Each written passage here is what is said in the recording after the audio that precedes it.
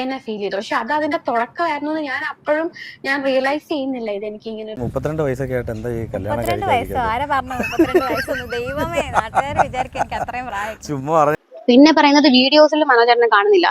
എല്ലാവർക്കും നമസ്കാരം. ഗൗരി കൃഷ്ണ അതുപോലെ തന്നെ മനോജ് പേയർ രണ്ടുപേരെ അറിയാമായിരിക്കും. പൗർണമി തിങ്കൾ എന്ന് പറയുന്ന സീരിയലിലൂടെയാണ് ഗൗരി കൃഷ്ണ ജനഹൃദയങ്ങളിൽ ഇടം നേടുന്നത്, അല്ലെങ്കിൽ 10 ആള് ശ്രദ്ധിക്കുന്നത്. ആ സീരിയലിന്റെ ഡയറക്ടറായിട്ടുള്ള മനോജ് പേയാടിനെ തന്നെയാണ് ഗൗരി കല്യാണം കഴിച്ചത്. എന്നാൽ ഇപ്പോൾ രണ്ടുപേരും ഡിവോഴ്സായി എന്നുള്ള ഒരു വാർത്തയാണ് പുറത്തു വരുന്നത്. പക്ഷെ ഇത് 1 വർഷം മുന്നേ ഈ ഒരു വിഷയം നാട്ടുകാർ സംസാരിച്ചിരുന്നു. ഇവർ ഡിവോഴ്സ്ഡ് ആണ്, ഡിവോഴ്സ് ആകും എന്നൊക്കെ ഉള്ള രീതിയിൽ ആൾക്കാർ സംസാരിച്ചിട്ടുണ്ടായിരുന്നു. എന്തായാലും നമുക്ക് വിശദമായിട്ട് കാര്യങ്ങളൊന്ന് പരിശോധിക്കാം. ആദ്യം തന്നെ റീസൺലി ഒരു 22 മണിക്കൂർ മുന്നേ, ഐ തിങ്ക് ഇന്നലെ ഗൗരി കൃഷ്ണ ഒരു പോസ്റ്റ് ഇട്ടിട്ടുണ്ടായിരുന്നു, ഇൻസ്റ്റാ സ്റ്റോറി. ഞാനൊന്ന് വായിക്കാം. Dear media, kindly be considerate with your words and captions. Please respect our privacy. We have decided to live separately as our priorities in life are different. അതായത് രണ്ടുപേരും different ഒപ്പീനിയൻസും different ഇതൊക്കെ ആയതുകൊണ്ട് അവർ രണ്ടുപേരും separate ആവാനായിട്ട് തീരുമാനിച്ചിട്ടുണ്ട്. അതുകൊണ്ട് വീഡിയോ ചെയ്യുന്നവരും തമ്മിലൊക്കെ ഇടുന്നവരും ഒന്ന് സൂക്ഷിക്കണം എന്നാണ് അവർ പറയുന്നത്. However, we continue to share a bond of friendship. രണ്ടുപേരും കൂടിയൊക്കെ ഫ്രണ്ട്ഷിപ്പ് ഒക്കെ ഷെയർ ചെയ്യാതിരിക്കുക. I humble request the media not to cause us any discomfort. I am currently going through a difficult phase dealing with depression and medication. Your kindness and understanding would mean a lot എന്നൊക്കെ പറഞ്ഞിട്ട് ഗൗരി കൃഷ്ണൻ ഒരു post ഇട്ടിട്ടുണ്ട്. Post അല്ല, ഒരു story ഇട്ടിട്ടുണ്ട് ഇൻസ്റ്റയിൽ തന്നെ. അപ്പൊ ഇതിൽ പറയുന്നുണ്ട് അവർ രണ്ടുപേരും സെപ്പറേറ്റ് ആയി എന്നുള്ളൊരു കാര്യം തന്നെയാണ് പറയുന്നത്. ഇവിടെ ഒരുമിച്ച് ജീവിക്കാൻ പറ്റിയില്ലെങ്കിൽ സെപ്പറേഷൻ എന്ന് പറയുന്ന തീരുമാനം എപ്പോഴും നല്ലൊരു തീരുമാനം എന്നാണ് ഞാൻ വിശ്വസിക്കുന്നത്.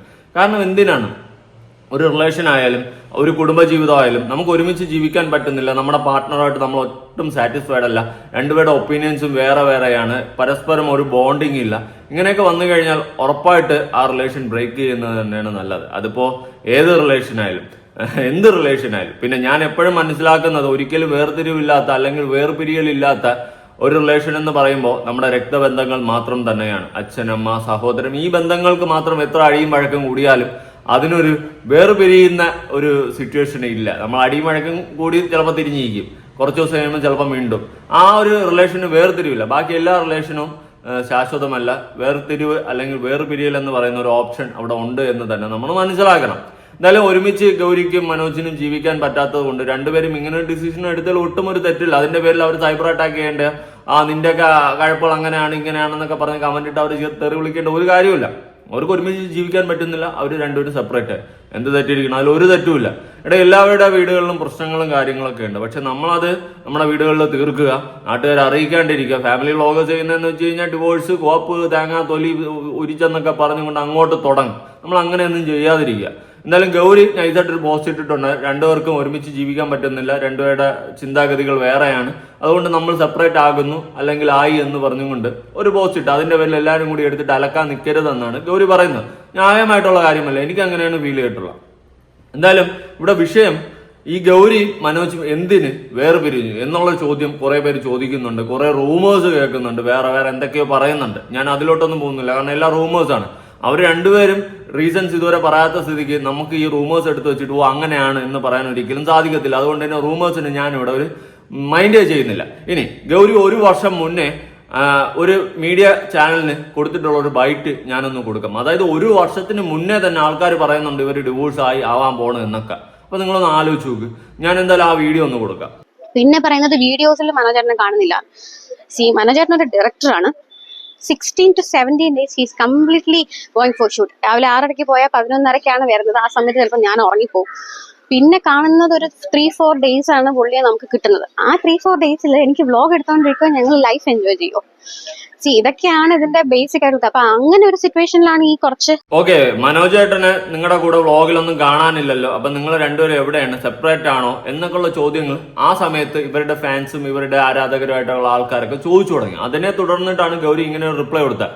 അതായത് മനോജേട്ടൻ ഇത്രയും തിരക്കുള്ള ആളാണ്, എന്നും എന്റെ വ്ളോഗിൽ വന്നിരിക്കാൻ പറ്റത്തില്ല, ആഴ്ചയിൽ 1-2 ദിവസം ഗ്യാപ്പ് കിട്ടുമ്പോഴാണ് നമ്മളൊന്ന് എൻജോയ് ചെയ്യുന്നത്, ആ സമയത്ത് എനിക്ക് വ്ളോഗ് എടുത്തോണ്ടിരിക്കാൻ പറ്റില്ല എന്നാണ് ഗൗരി ഇവിടെ പറഞ്ഞു വെക്കുന്നത്. അത് പറഞ്ഞ ആളെ തന്നെ അന്ന് തന്നെ നല്ല തെറിവിളിയും നല്ല നെഗറ്റീവും ഗൗരിക്ക് കിട്ടിയിട്ടുണ്ടോ. നീ ആരാടി, നീ എന്താടി, നീ എന്താന്നാടി നിന്റെ വിചാരം, ഈ ഒരു സെറ്റപ്പ് സാധനം. അവരവരുടെ ലൈഫിലെ കാര്യമാണ് പറഞ്ഞത്. നമ്മുടെ എല്ലാവരുടെ വീടുകളിലും പ്രശ്നങ്ങളുണ്ടാവും, ചേർച്ചകളുണ്ടാവും, എല്ലാം ഉണ്ടാവും. പക്ഷെ നമ്മുടെ എല്ലാവരുടെയും ലൈഫ് സ്റ്റൈൽ ഒരുപോലെയല്ല. ഇപ്പൊ എന്റെ വീട്ടിൽ ഞാൻ ജീവിക്കുന്ന പോലെയല്ല നിങ്ങൾ ജീവിക്കുന്നത്. ഞാൻ ഉറക്കമെണീക്കുന്ന സമയത്താണ് നിങ്ങൾ ഉറക്കമെണീക്കുന്നത്? അല്ല.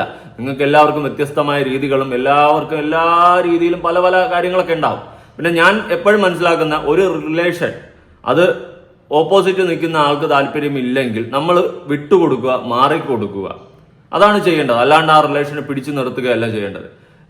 ഈ റിലേഷൻ എന്ന് പറയുന്ന സാധനം കുറച്ച് പാടുള്ള കേസാണ്. ഇങ്ങനെ ഒരു മയത്തിൽ കൊണ്ടുപോവുക, പരസ്പരം അങ്ങോട്ടും ഇങ്ങോട്ടും മനസ്സിലാക്കി പോവുക എന്ന് പറയുന്നത് കുറച്ച് ടഫായിട്ടുള്ളൊരു കാര്യമാണ്. പ്രത്യേകിച്ച് നമ്മുടെ പാർട്ട്ണറായിട്ട് നമ്മുടെ കൂടെ നിൽക്കുന്ന ആൾക്ക് ഇഷ്ടമല്ലാത്ത കാര്യങ്ങൾ നമ്മൾ ചെയ്യാതിരിക്കുക. എന്ന് വെച്ചിട്ട് നമ്മൾ അടിമയായിട്ട് ഇരിക്കണം, എല്ലാം അവന്റെ കണക്കിന് അല്ലെങ്കിൽ അവൾ പറയുന്ന കണക്കിന് അങ്ങ് നീങ്ങണം എന്നല്ല ഞാൻ ഉദ്ദേശിക്കുന്നത്. അതായത് നമ്മുടെ പാർട്ട്ണർ, ഓപ്പോസിറ്റ് നിൽക്കുന്ന പാർട്ട്ണർ ഇപ്പൊ നമ്മളടുത്ത് പറയാണ്, എടേ നീ ഇന്നടുത്ത് പോകണ്ട, അല്ലെ എടി നീ ഇന്നടുത്ത് പോകണ്ട എന്ന് പറയുമ്പോൾ നമ്മൾ എന്ത് ചെയ്യണം? ഒന്ന് ചിന്തിക്കണം. അവനത് ഇഷ്ടമല്ല അല്ലെങ്കിൽ അവർക്ക് അത് ഇഷ്ടമല്ല, അതുകൊണ്ട് നമ്മൾ എന്ത് ചെയ്യണം? ഒന്ന് ആലോചിക്കാം എന്നുള്ള രീതിയിലെങ്കിലും നമ്മൾ തിങ്ക് ചെയ്ത് പിന്മാറണം. പക്ഷെ അതിനെ ധിക്കരിച്ചുകൊണ്ട് എന്തെങ്കിലും റീസൺസ് പറഞ്ഞുകൊണ്ട് നമ്മൾ അത് ചെയ്യുകയാണെങ്കിൽ, അതിപ്പോൾ ഞാൻ പോകുന്ന കേസ് പറഞ്ഞതേ ഉള്ളൂ, വേറെ എന്ത് കേസായാലും അങ്ങനെ നമ്മൾ ധിക്കരിച്ചുകൊണ്ട് അതങ്ങ് ചെയ്യുകയാണെങ്കിൽ നമ്മുടെ കൂടെ നിൽക്കുന്ന പാർട്ട്ണറിന് നിങ്ങളെ പറ്റിയിട്ട് ഒരു ബ്ലാക്ക് മാർക്കായിരിക്കും മനസ്സിൽ വീഴുന്നത്. പിന്നെ അതൊരു മുറിവായിട്ട് അല്ലെങ്കിൽ ഒരു വിഷയമായിട്ട് ഉള്ളിൽ കിടക്കും. ഇങ്ങനെ ചെറിയ ചെറിയ കാര്യങ്ങളായിരിക്കും പിന്നെ പിന്നെ പിന്നെ വലിയ വലിയ പ്രശ്നങ്ങളിലോട്ട് പോകുന്നത്. അതുകൊണ്ട് നമ്മുടെ പാർട്ട്ണറിന് ഇഷ്ടമല്ലാത്തൊരു കാര്യം ചെയ്യാതിരിക്കുക. പരസ്പരം നിങ്ങൾ സംസാരിക്കുക, നല്ല ഫ്രണ്ട്ലി ആയിരിക്കുക. ഏതൊരു റിലേഷൻ ആയാലും കേട്ടോ, പരസ്പരം നല്ല ഫ്രണ്ട്ലി ആയിട്ട് ഇരുന്ന് നമ്മൾ അങ്ങോട്ടും ഇങ്ങോട്ടൊരു ബോണ്ട് വേണം. നീ ഇന്ന ഓക്കെ, ആ ഒരു സെറ്റും നല്ലൊരു ബോണ്ട് വേണം. അത് അതിന്റെ തെറ്റും ശരിയും മനസ്സിലാക്കി പെരുമാറാനുള്ള ഒരു ബോധം വേണം. ഇങ്ങനെയൊക്കെ ഉണ്ടെങ്കിൽ മാത്രമേ ഒരു റിലേഷൻഷിപ്പ് മുന്നോട്ട് കൊണ്ടുപോകാൻ പറ്റത്തുള്ളൂ. മറിച്ച് നമ്മൾ ഓരോ കോപ്രായങ്ങളും വിട്ടിത്തനങ്ങളും കാണിച്ചു കൂട്ടിക്കഴിഞ്ഞാൽ ഒരിക്കലും ഒരു റിലേഷനും നിലനിന്ന് പോയിട്ടുള്ള ചരിത്രമില്ല എന്ന് തന്നെയാണ് എനിക്ക് പറയാനുള്ളത്. എന്തായാലും ഈ വീഡിയോ 1 വർഷം മുന്നേ ഉള്ള ഈ വീഡിയോയുടെ താഴെ വന്നിട്ടുള്ള കുറച്ച് കമന്റ്സ് ഞാനൊന്ന് കൊടുക്കാം. പിന്നെ നിങ്ങളെ നോക്കിയിരിക്കാൻ ഞങ്ങൾക്ക് വേറെ ഒരു പണിയും ഇല്ലാതിരിക്കുമല്ലേ? ആർക്കാണ് ഇവരെയൊക്കെ കാണാൻ പറ്റാഞ്ഞിട്ട് ഇത്ര വിഷമം? അയ്യോ, കാണാഞ്ഞിട്ട് ഞങ്ങൾക്ക് ഭക്ഷണം ഇറങ്ങുന്നില്ല. നിനക്ക് വേണമെങ്കിൽ ജീവിക്കും, ഇവിടെ ആർക്കും നിന്നെ ഒന്നും കാണേണ്ടതില്ലല്ലോ.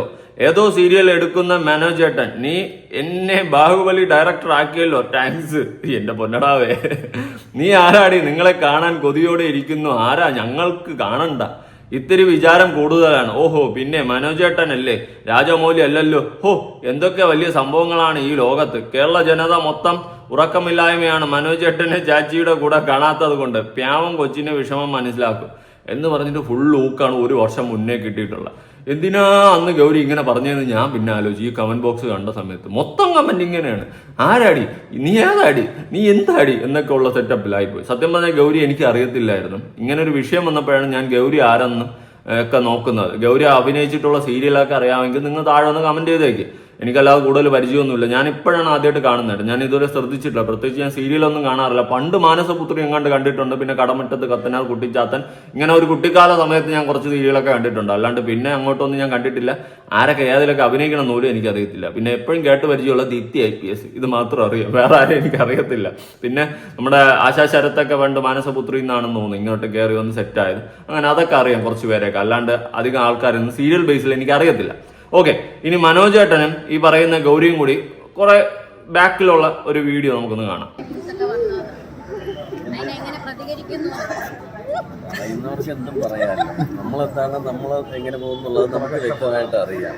പിന്നെ പറയുന്നവർ അവരുടെ ഫീഡ്ബാക്കിനും അവർക്ക് അതിൻ്റെതായ ഒരു പ്രതിഫലം കിട്ടാൻ വേണ്ടിയിട്ട് അവർ ചെയ്യുന്നതാണ്. അതുകൊണ്ട് അവർ രക്ഷപ്പെടുന്നു. അതെ, രക്ഷപ്പെടുന്നുവെങ്കിൽ അവർ രക്ഷപ്പെടും. നമ്മൾ കാരണം അവർ വേറെ ഒരാൾക്ക് ഒരു ലൈഫ് കിട്ടുകയാണ്, അല്ലെങ്കിൽ എന്തെങ്കിലും പൊക്കോട്ടെ. നമ്മളെന്ത് ചെയ്യുന്നു, നമ്മളെങ്ങനെ പോകുന്നുള്ളത് നമുക്ക് ബോധ്യമുണ്ടല്ലോ. അത് തന്നെ മാത്രമല്ല, ഇതിന് പ്രതികരിക്കാൻ പോയി കഴിഞ്ഞാൽ ഇതിനെ തിരിച്ചടിച്ചു, അതിനെ മറിച്ചടിച്ചു, പിന്നെ അവർ ഭയങ്കര ഇതായിട്ട് സംസാരിച്ചു. ഞങ്ങൾക്ക് അത്ര വാല്യൂ ഒന്നുമില്ല, ഞങ്ങൾ പറയാൻ ഇങ്ങനെയൊക്കെയാണ് സംസാരിക്കേണ്ടത്. പ്രതികരിക്കാതിരുന്നാൽ അവർ പറയുന്നത് അവർക്ക് ഇഷ്ടം, നമ്മളെന്താണെന്നുള്ളത് നമ്മുടെ രീതിക്ക് പോകും.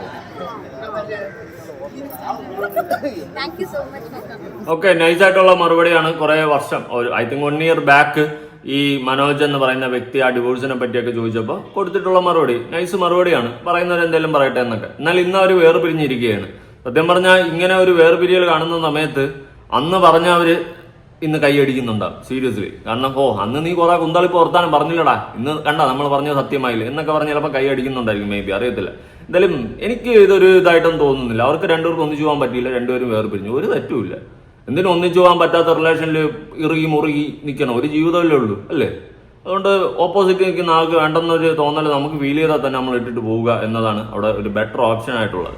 ഈ ജീവിതത്തിൽ ഒന്നും ശാശ്വതമല്ല. ഞാൻ എപ്പോഴും മനസ്സിലാക്കുന്ന സ്വന്തം അപ്പനമ്മ, രക്തബന്ധങ്ങൾ, ആ ബന്ധങ്ങളെ അല്ലാണ്ട് മറ്റൊരു ബന്ധവും ഒരിക്കലും ശാശ്വതമല്ല എന്നാണ് ഞാൻ വിശ്വസിക്കുന്നത്. എപ്പോഴെന്നില്ലാതെ വേർപിരിഞ്ഞു പോകാൻ പറ്റുന്ന ബന്ധങ്ങൾ മാത്രമേ ബാക്കിയുള്ളതുള്ളൂ എന്നാണ് ഞാൻ മനസ്സിലാക്കുന്നത്. എൻ്റെ ഒരു ഒപ്പീനിയൻ പറഞ്ഞാണ്. ചിലപ്പോൾ തെറ്റായിരിക്കും, ചിലപ്പോൾ ശരിയായിരിക്കും. എന്തായാലും ഈ പറയുന്ന ഗൗരിയുടെ വേറൊരു വീഡിയോ ക്ലിപ്പ് ഞാൻ കൊടുക്കാം. 32 വയസ്സൊക്കെ ആയിട്ട് എന്താ ഈ കല്യാണം 32 വയസ്സോ? ആരാ പറഞ്ഞു 32 വയസ്സൊന്നും? ദൈവമേ, നാട്ടുകാർ വിചാരിക്കും എനിക്ക് അത്രയും പ്രായം. ചുമ്മാ പറഞ്ഞു കേട്ടോ. എന്ത് വയസ്സ് കറക്റ്റായിട്ട് അറിയാൻ വേണ്ടി ഞാൻ ചോദിച്ചതാ.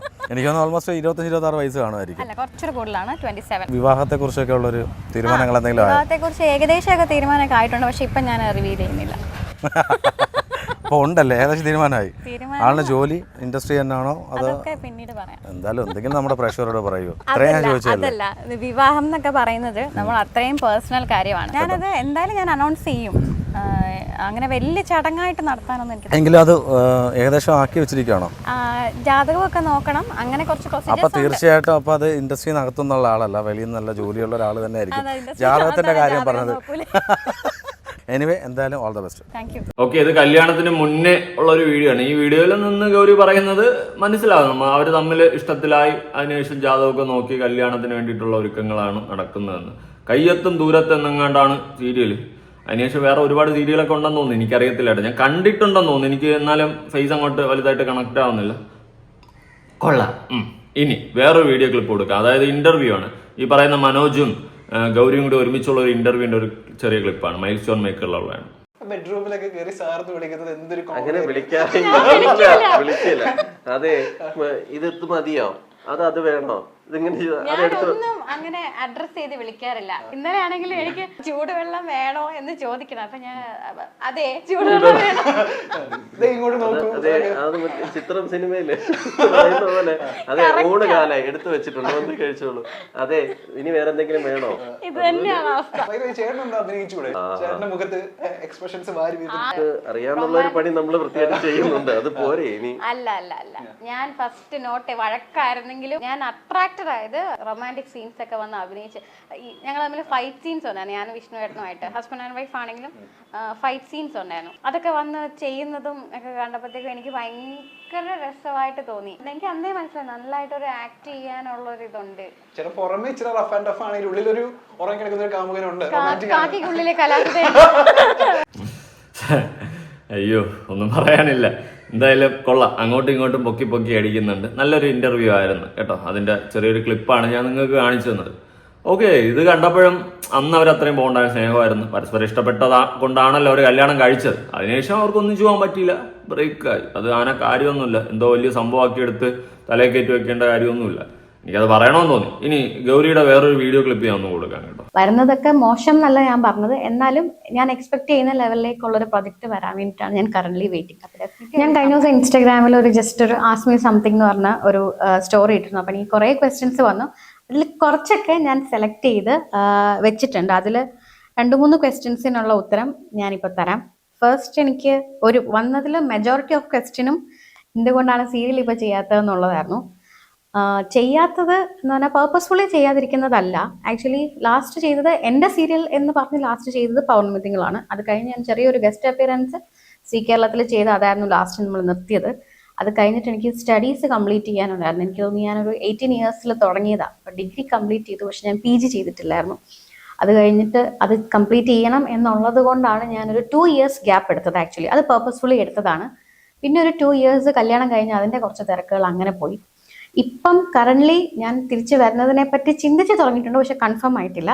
മേ ബി ഒരു നല്ല പ്രോജക്റ്റ് വന്നാൽ ചെയ്യാം എന്നുള്ളൊരു തീരുമാനത്തിലാണ്. പക്ഷെ ഒരു കംബാക്ക് എനിക്ക് ഏറ്റവും ബെസ്റ്റായിട്ട് നടത്തണം എന്നുള്ളത് കൊണ്ട് വരുന്നതൊക്കെ മോശം എന്നല്ല ഞാൻ പറഞ്ഞത്, എന്നാലും ഞാൻ എക്സ്പെക്ട് ചെയ്യുന്ന ലെവലിലേക്കുള്ളൊരു പ്രൊജക്റ്റ് വരാൻ വേണ്ടിയിട്ടാണ് ഞാൻ കറൻ്റ്ലി വെയിറ്റിംഗ്. അപ്പോൾ definitely I will come back. ഈ ഒരു ക്വസ്റ്റ്യൻ ചോദിച്ച ഒരുപാട് പേരോട്, ഈ ഒരു ഇതിന് മാത്രമല്ല യൂട്യൂബിൽ ഒരുപാട് പേര് ചോദിക്കുന്നുണ്ട്. അപ്പോൾ അവർക്ക് എല്ലാവർക്കും വേണ്ടിയിട്ട് പറയാണ്, definitely I will come back. പക്ഷെ അത് എപ്പം എങ്ങനെയെന്നുള്ളത് എനിക്കിപ്പോൾ അറിയില്ല. Because let's hope for the best.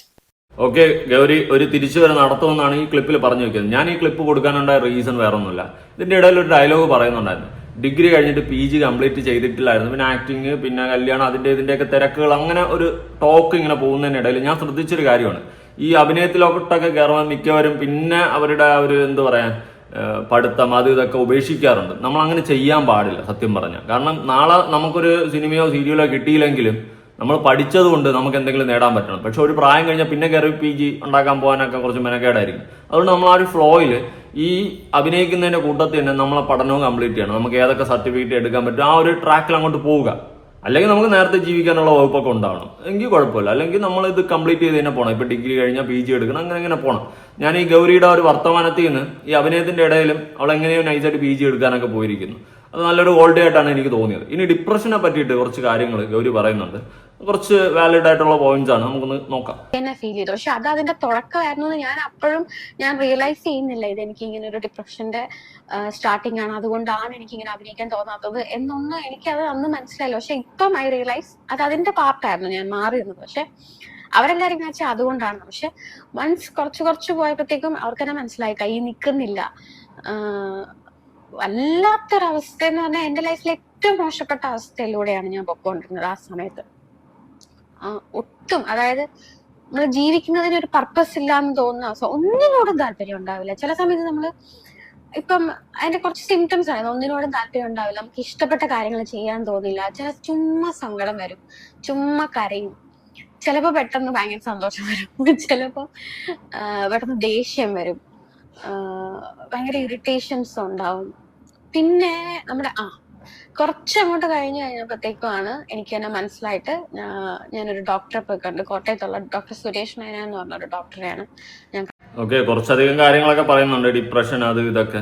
ഇപ്പോൾ എല്ലാവരുടെ ലൈഫിലൊക്കെ ഉണ്ടാവും. ഒരു സിറ്റുവേഷൻ എത്തുമ്പോൾ നമുക്ക് മാനസികമായിട്ട് ഓക്കെ ആയില്ലെങ്കിൽ നമ്മൾ ഡിപ്രഷനിലോട്ടൊക്കെ പോകും. ഇല്ലെന്നൊന്നും ഞാൻ പറയുന്നില്ല. എന്തായാലും എല്ലാ റിലേഷനും സക്സസ് ആയ ചരിത്രം ഈ ലോകത്തില്ല. എല്ലാ ബന്ധങ്ങളും നിലനിന്ന് പോയ ചരിത്രവും ഇല്ല. എന്നാൽ അത്യാവശ്യ ബന്ധങ്ങളൊക്കെ നിലനിന്ന് പോകുന്ന ചരിത്രമുണ്ട്. സത്യം പറഞ്ഞാൽ നമ്മുടെയൊക്കെ അച്ഛനമ്മയുടെ കാലഘട്ടം, അവരുടെ ആ ഒരു സമയത്തുള്ള ബന്ധങ്ങളുടെ ഒരു ബോണ്ട് എത്ര അടിയും വഴക്കും കൂടിയാലും വേർപിരിയാണ്ട് നിൽക്കുന്ന ഒരു കാലഘട്ടം വളരെ കുറവാണ് കേട്ടോ. നമ്മുടെയൊക്കെ അച്ഛൻ്റെ അമ്മയുടെ കാലഘട്ടത്തിൽ വേർപിരിയൽ എന്ന് പറയുന്നത് കുറവാണ്. ഇല്ല എന്നല്ല ഞാൻ പറയുന്നത്, കുറവാണ്. പക്ഷെ ഇന്നത്തെ കാലത്ത് ഡിവോഴ്സ്, ബ്രേക്കപ്പ് ഇതൊക്കെ ചുമ്മാ അടക്കുക. എന്തെങ്കിലും ചെറിയ കാരണങ്ങൾ മതി ഡിവോഴ്സ്, ബ്രേക്കപ്പ് ആയിട്ടൊക്കെ പോകും. പിന്നെ ഒന്നിച്ചു പോകാൻ പറ്റില്ല, നല്ലൊരു തീരുമാനം തന്നെയാണ്. പക്ഷെ എപ്പോഴും ഞാനിങ്ങനെ ചിന്തിക്കാറുണ്ട്, നമ്മുടെ അപ്പൻ്റെ അമ്മയുടെ കാലഘട്ടത്തിൽ അവരൊക്കെ എന്ത് അടിയും വഴക്കും ഉണ്ടെങ്കിൽ അവരൊന്നിച്ചങ്ങ് പോവും, അടിപൊളിയായിട്ട് പോവും. അതിപ്പോ എൻ്റെ വീട്ടിൽ എൻ്റെ അച്ഛൻ്റെ അമ്മയുടെ കാര്യം മാത്രമല്ല, നിങ്ങളുടെയൊക്കെ വീടുകളിൽ നിങ്ങളൊന്ന് ആലോചിച്ച് നോക്ക്. ഒട്ടുമിക്കവരും എല്ലാവരും അങ്ങനെയാണെന്നല്ല ഞാൻ പറയുന്നത്. ഒരു 90% മേലുള്ള ആൾക്കാരും ഒന്നിച്ചു പോകാറുണ്ട് എത്ര അടിയും വഴക്കൊക്കെ ഉണ്ടെങ്കിലും. പക്ഷെ ഇന്ന് അങ്ങനെ അല്ല. ഇന്ന് അവനവന്റെ അഭിപ്രായത്തിന് അല്ലെങ്കിൽ അവളവരുടെ അഭിപ്രായത്തിന് അങ്ങോട്ടും ഇങ്ങോട്ടും കൂട്ടു നിന്നില്ലെങ്കിൽ അപ്പൊ തന്നെ അടിച്ച് പിരിഞ്ഞ് 4 വഴിക്ക് പോകുന്നൊരു ഘട്ടമാണ്. അതുകൊണ്ട് വലിയ പാടാണ് ബന്ധങ്ങൾ ഇന്ന് നിലനിർത്തി കൊണ്ടുപോവുക എന്ന് പറയുന്ന കാര്യം. എന്തായാലും എല്ലാവർക്കും നല്ലത് മാത്രം വരട്ടെ. എനിക്ക് ഈ ഒരു തീരുമാനം റൈറ്റ് ആയിട്ടാണ് തോന്നി. ഒന്നിച്ചു പോകാൻ പറ്റിയില്ലെങ്കിൽ it's A best option. Okay, നിങ്ങളുടെ അഭിപ്രായങ്ങളും കാര്യങ്ങളും ഉറപ്പായിട്ട് താഴെ കമന്റ് ചെയ്യുക. പുതിയൊരു വീഡിയോ ആയിട്ടാണ്. ബൈ.